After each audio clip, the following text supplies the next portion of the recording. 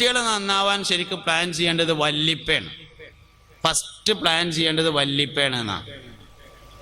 പരിശുദ്ധമായ ഖുർആനിലെ അൽ കഹ്ഫുകാരെ പറ്റി പറഞ്ഞുകൊടുത്തേ, സൂറത്തുൽ കഹ്ഫില് ഖിദർ നബി അലൈഹി ഇസ്ലാമിൻ്റെയും മൂസാ നബി അലൈഹി ഇസ്ലാമിൻ്റെയും കഥ പറഞ്ഞു കൊടുത്ത്, ഖിദർ നബി അലൈഹി ഇസ്ലാമിൻ്റെ കൂടെ മൂസാ നബി അലൈഹി ഇസ്ലാം ഇങ്ങനെ യാത്ര ചെയ്തപ്പോൾ ആദ്യം ഒരു കപ്പൽ പൊളിച്ചു, പിന്നെ ഒരു കുട്ടിൻ്റെ തല പിടിച്ചങ്ങാണ്ട് പിരിച്ചു, അത് കഴിഞ്ഞിട്ട് പിന്നെ ഒരു മതിൽ നേരാക്കി. മൂന്നാമത്തെ മതിൽ നേരാക്കിയപ്പോൾ മൂസാ നബി ചോദിച്ചു, ഇങ്ങനെയാണെങ്കിൽ അമ്മക്ക് ഇതൊന്ന് കരാറൊക്കെ പറഞ്ഞ് ഉറപ്പിച്ചങ്ങാണ്ട് ചെയ്തിക്കുകയാണെങ്കിൽ ഓരോരുത്തുനിന്ന് എന്തെങ്കിലും പൈസയും വാങ്ങായിരുന്നു, ഞമ്മക്കതിന് ഒജീനം കഴിക്കുകയും ചെയ്യായിരുന്നല്ലോ എന്ന് പറഞ്ഞു.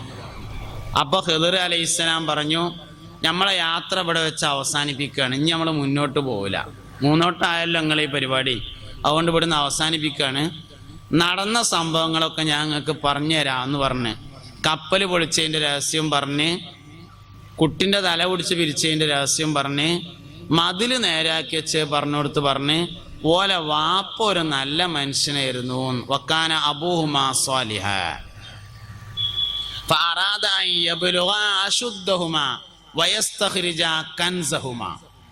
ഓലെ വാപ്പ ഒരു നല്ല മനുഷ്യനായിരുന്നു. ആ വാപ്പ ഈ കുട്ടികൾക്ക് പ്രായം തികയണ സമയത്ത് അവരുടെ നിധി അവരുടെ മതിലിൻ്റെ ചോട്ടിൽ നിന്ന് വന്നാൽ മതി എന്ന് തീരുമാനിച്ചിരുന്നു എന്ന് പറഞ്ഞത് ഈ കുട്ടികളെ നേരെ വാപ്പയല്ല, അവരുടെ മൂന്നാമത്തെ വല്ലിപ്പയാണ് എന്നാണ്. ഒരു കുട്ടിക്ക് ഗുണം കിട്ടണമെങ്കിൽ വല്ലിപ്പ മുതൽ ആലോചിച്ചു തുടങ്ങണം.